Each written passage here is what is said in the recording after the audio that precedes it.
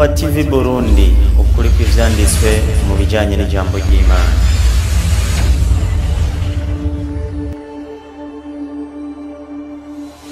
Haleluya. Amen. Ugutuka agutorera kandi uzosanga umurozi yitunda ati ngo nturi umurozi. Ati kubera iki isizi mirazi yuko abakorana n'ibisigo n'abashetani n'abayisilamu. Yego. Bisi yose. Kubera iki amashengero yose kwisarazi mwizina cyane. Yes. Usanga biriki. Badayimoni. Twobara abagenzi bacu tubakangamira buri munsi. Oya. Kandi bava iwabo baza binyegeje twe twakuramo abashetani nyene. Yego. Ariko uno munsi batubwiye ngo tutwara abashetani. Mu vyumve gato reka dukore ku bwonko bwabo gatonya dusubiramo amajambo yashobora kuvuga. Mwenyekiti, halo. Tunazade keshiriri. Walmidrisa, iminota 20 itware neza gatatu gatanu. Naam, assalamu alaikum wa rahmatullahi wa barakatuh. Wa alaikum assalam wa rahmatullahi wa barakatuh. Tubanje gushimira Uhoraho Imana rugira byose Allah subhanahu wa ta'ala. Amahoro n'imigisha yuruke kwa soje inuma n'abahanuzi n'abasuni mwiza wabeze umweranda mu beranda inuma y'Imana Muhammad sallallahu alaihi wasallam. Hamwe n'abasangira ngendo biwe n'abayisilamu bose bazogerageza kumukurikirageza kumusimperuka. Tusaba Uhoraho Allah ko abashira muri abo Allahumma amin. Amin. Ikigwa kino munsi kiravuga kiti ni iyihe migenderanire iri hagati y'abakristo n'amashetani. Nico kigwa kino munsi. Ni iyihe migenderanire iri hagati y'abakristo n'amashetani. Kugira ngo tumenye iyo migenderanire reka tubanze tubaze Imana. Mbega Mana wavuze gute ku bijanye n'amashetani? Qur'ani 16:36 nyarutsa mwarimu. Mu gitabo ceranda Qur'ani kitagira amakenga muri cyo. Yego. Indongozi kubemera Mana haravuga ati Bismillahir Rahmanir Rahim. Kwizina ry'Imana nyari imbabazi nyari impuhwe. 16 36. Naam.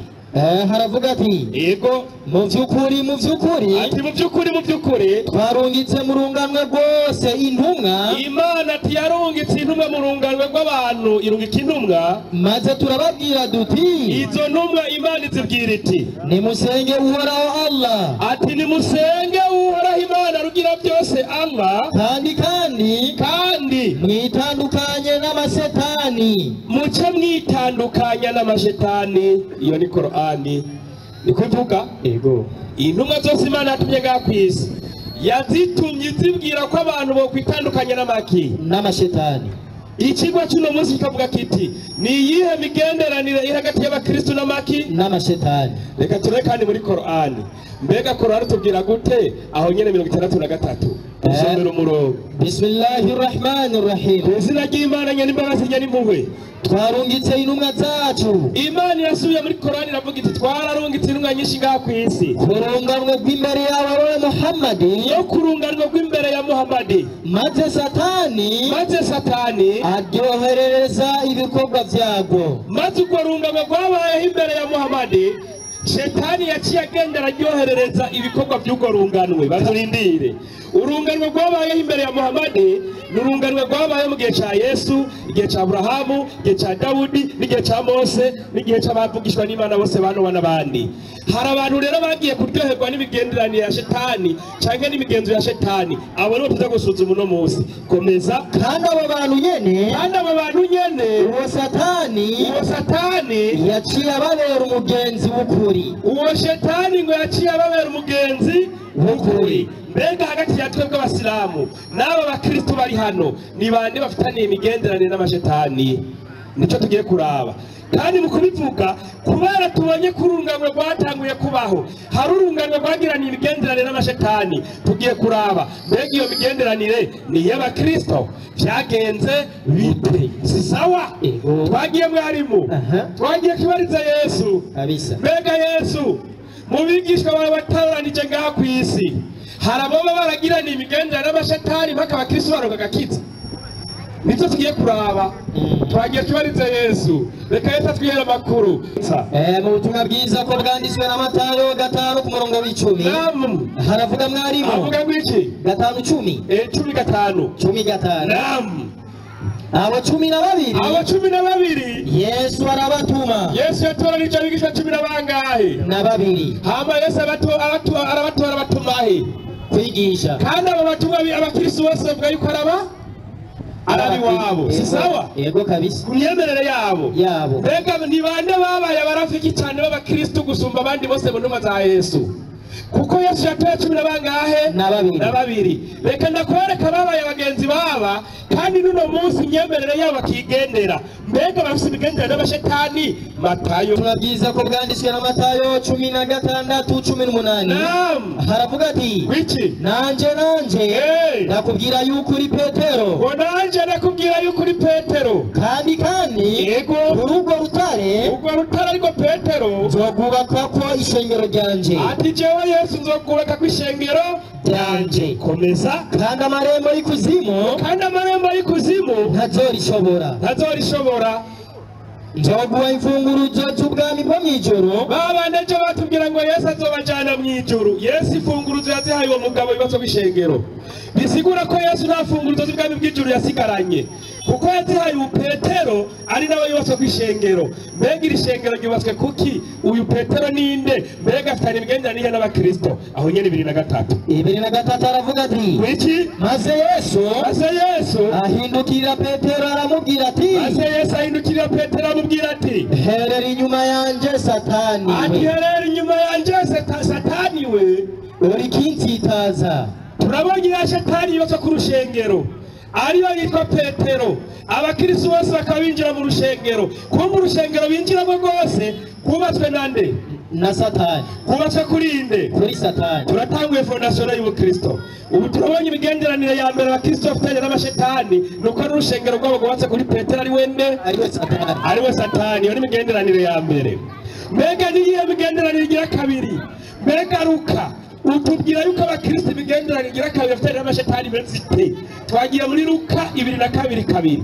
2:2 haravuga mwarimu. Havuga ngiki? Maze abaherezi bakuru n'abanyabwenge b'ivyanditswe. Abantu bari abaherezi bakuru n'abanyabwenge b'ivyanditswe. Barondera uburyo bwo kumwica. Ngo baca barondera uburyo bwo kwica Yesu. Kandi abo bantu batinya abantu. Maze Satani muri wa bigishwa 12 ba Yesu bumvise mu witwa Petero yiswe Shetani. Turagiye kubona n'undi yagiranye imigendere na Shetani ari we Yuda. Yuda byagenze gute? Soma. Satani yinjira muri Yuda. Satani aca yinjira muri Yuda. Ariwe Iskariyoti. Kandi uwo Yuda yari mu gitigiri cyabamwe 12. Turabonye imigenderanire igira kabiri y'abakristo. Yuda yari umukristo acagirana imigenderanire nande? Na Satani. Igituma mvuga ko yari umukristo, hari icyiza yabakoreye. Abakristo bemera ko Yesu yabacunguye ku musaraba igorogota badoze intoki. Abakristo bemera ko Yesu yabacunguye ibyaha byabo. Si sawa? Ntibavyemeye. Baravyemeye. None si Yuda yakoranye n'abasabyi n'abanyabwenge b'ivyanditswe barondera ingene bicande Yesu. Yuda yari yiciwemwo nande? Na Satani. Satani acatanga nde? Yesu acungura abaki? Abakristo. Agakiza kose k'abakristo gaturuka kuri nde? Kuri Yuda ariwe Satani. None gasha aha kwe nta migenderanire mufitaniye. Aha murapinga. Aha nta migenderanire mubonamwo y'abakristo na Shetani. Nimba abakristo bifitanye imigenderanire na Shetani, agakiza kakazanwa na Satani, ubu Imana yari yananiwe no kugira icyo gucungura abantu. Bakitume Shetani. Ubu kwera Imana irakorana na Shetani kugira mucungurwe. Ibi rero biragaragara neza yuko abakristo bafitanye imigenderanire n'amashetani. Ikigira kabiri. Gatatu. Cerekana neza ko abakristo bafitanye imigenderanire na Shetani. Twagiye mwarimu hariya ku ngoma 2:1 umurongo wa mbere. Ngoma wa mbere. Ego 2:1 ku murongo wa mbere. Nyarutsa ego haravuga ati biki? Bukeye maze Satani hagurukira Abisirayeli bose. Kumba Abisirayeli bose abakristo batugira ko Abisirayeli mu buryo bw'imwemu. Shetani yamwibiye nibanga. Iryo banga yamwibiye uno munsi rikurikizwa n'abakristo. Rinde byose nabibere kuno munsi. Soma. Hanyuma uko yamye mumbi yafata Sauli. Burya ngo Sauli ngo afashwe n'imwe mumbi Dawidi yahitanye inanga kubera Dawudi yari yaravuganye na Shetani ariwe yaharuye abisirayeli b'abakristo. Dawudi yaciye abwira Shetani ngo turahitana inanga agacuraranga. ni bande bacuraranga si mwebwe Nabo nyene komeza maze Sawuli akoroherwa agakira. urumva nguyo amadayimoni afasha abakristo ngo baca bahitana inanga none muhariye mutota migenderanire mufitaniye ko n'uno munsi mutaheba kuririmba ko n'ubu mukomeze bisigura ko gukomeza kuririmba nuko bafite amadayimoni muri bo kandi bakoreshwa n'amashetani. Ayo mashetani nyine atuma baguma bagira gute baririmba kuko iyo baba baririmba bikabavamwo baba baramaze guheba kuririmba bagasenga bataririmba. Muga kubera bakiririmba nuko bakirimo yamuwe mumbi imwe ya shetani ya indi nyene twabwirwa ngaho kwa Sawuli ko Sawuli wewe baca yoroherwa. Muga abakristo no musi barigera bagira gute boroherwa. Bisigura ko imigenderanire y'abakristo imigenderanire irakomeye. Imigenderanire y'abakristo irakomeye. Nico gituma nababwiye ni hariho imigenderanire hagati y'abakristo n'amashetani. Reka nakwereke ikintu. Abakristo baremeza neza ko Yesu yapfiriye ku musaraba. Yego. Kandi ko yabarambiwe ku musaraba. Mbega mana ubivuga ku iki? Gusubira mu byagezwe 2:2 uze gupinga gusa. 2:2 gusubira mu byagezwe. Haravuga ati yego umuntu niyakora icyaha Imana yari yaramaze kuvuga ngo umuntu niyaramuka akoze icyaha gikwiye kumwicisha. icyo cyaha kikagomba kuba umuntu yicwa bakamwica. uyo muntu ngo akicwa mukamumanika ku giti. uwo muntu ngo mukamumanika ku musaraba. umuvyimba wiwe ntuzurare kuri ico giti. uwo muvyimba ngo ntuzurare kuri uwo musaraba. kandi ntimuze mubure kumuhamba kuri uwo munsi nyene. kubera iki? kuko uwamanitswe ku musaraba iyo umuntu agiye ku musaraba aba ari ku muvumo w'Imana. Amen. Ntimubyumva? Iyo Imana ikuvumye uro kwa shetani n'uro kwa shetani. Uro kwa satani ni bande bagenda n'imisaraba ku mashengero no mu gatuza? bariyizi. Ni bande? Ni bande batambuka ari byavumwe n'Imana? Iyo uvumwe uro kwa shetani. Bisigura abakristo bose bafite imivumo iva ku Mana kuko bagenda bambaye imisaraba kandi bagakora iki? Imisaraba. Kandi no ku mashengero yabo bagashira ku iki? Umusaraba. Kuko Imana ivuze ko umusaraba ari kivu muri Bibiliya yabo. Nicyo gituma abakristo mufitanye imigenderanire ikomeye cyane n'amashetani. Ahantu mupinge ni imyemerere yanyu niko navuga. Nahereye ku rushengero ndavuga kuririmba ndavuga umusaraba. Ibi byose bigaragara ko ari imigenderanire yande ya satani. Nuko nukuri aha nta gupinga. Sasa rero twirabire rero mbega abakristo ibyo nabyo bizera ni ibyo kwa satani cyangwa si ibyo kwa satani? sibyo. Abakristo mu gusenga barapfukama. Mbega ni nde muntu yabigishije gupfukama byo turi ko ari rafiki yawo? Ibi nibyo dukeneye kumenya. Matayo 4:5 ubanze wirabire ucubona neza imigenderanire iri hagati y'abakristo n'amashetani. Soma. Bono mugwanizi yamujyana mu gisagara cera. Wibaze na Yesu w'abakristo shetani yaramutoye amujyana kumutembereza mu gisagara. Usanga atari bwana jeni yaramumanuka aramujyanye mu gisagara agiye kumwereka umugi. Komeza. Amuhagarika ku gatwe k'urusengero. Acajana Yesu ngo atereka hejuru gatwe k'urusengero. Aramubwira ati niwabura umwana w'Imana ikorore hasi. Basurindire ushima n'abagenzi b'amashetani. Shetani yaratoye Yesu amujyana gatwe k'urusengero. Abantu basengera mu rushengero barasengera. Wumva atarajyanye Yesu muhiriwe nye. Kumbe shetani yajyanye Yesu muhiriwe mu rushengero acamushyira hejuru y'inzu. Narawe cyane umuntu hejuru y'inzu tubatse. Shetani ajyanye Yesu muhiriwe akamubwira ngo nyimbura umwana w'Imana nibwire gute? Aramubwira ati byanditswe niwabura umwana w'Imana ikororere hasi. Kuko byanditswe ngo azokuragiza abamarayika biwe nabo bazokuramira mu maboko yabo. Uranyumvira iki kintu? Mbega Yesu byakomeje bitaho nyine 8.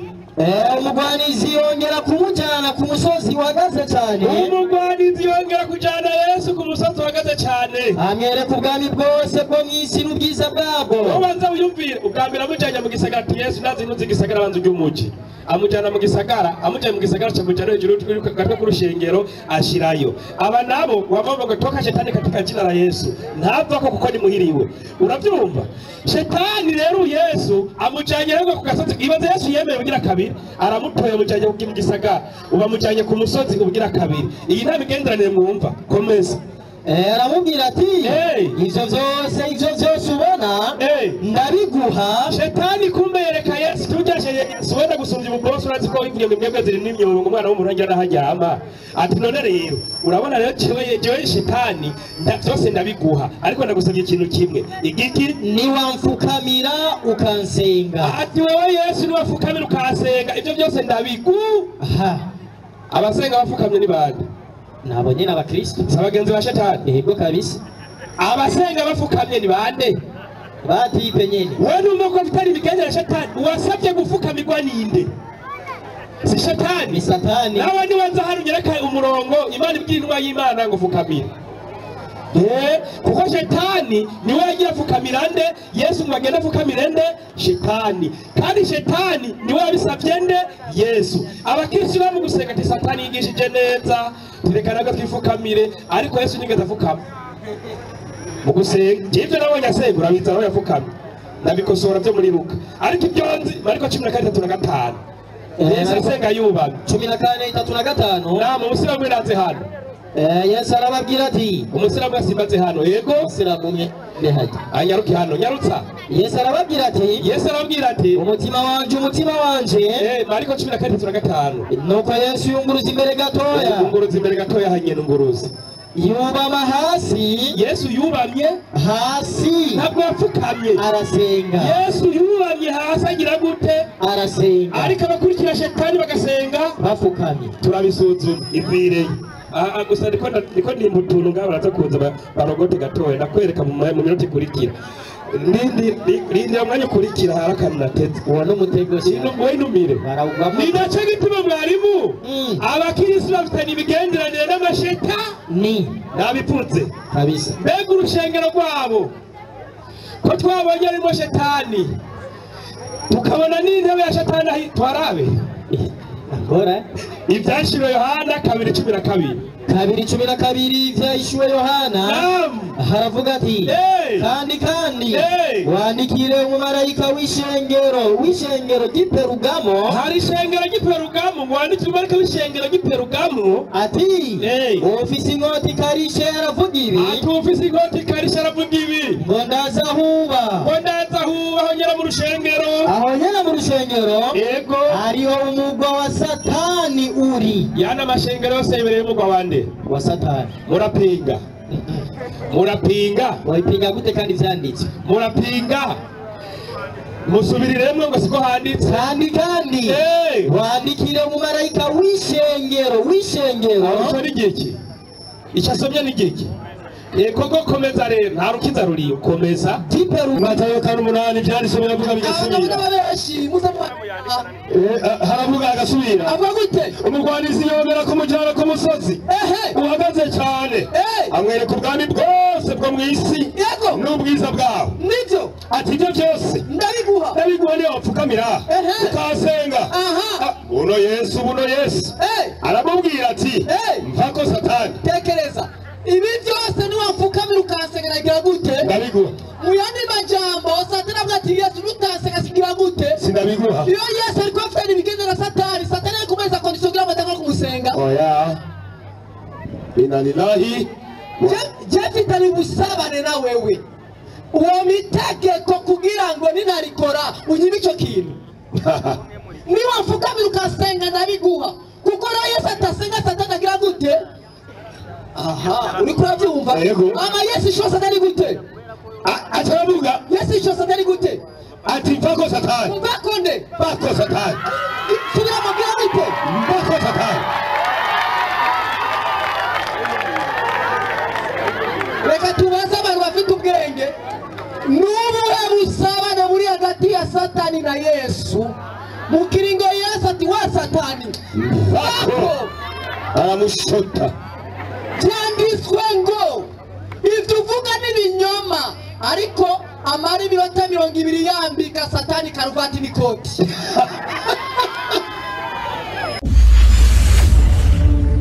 wa TV Burundi ukuri kw'ivyanditswe mu bijanye n'ijambo ry'Imana.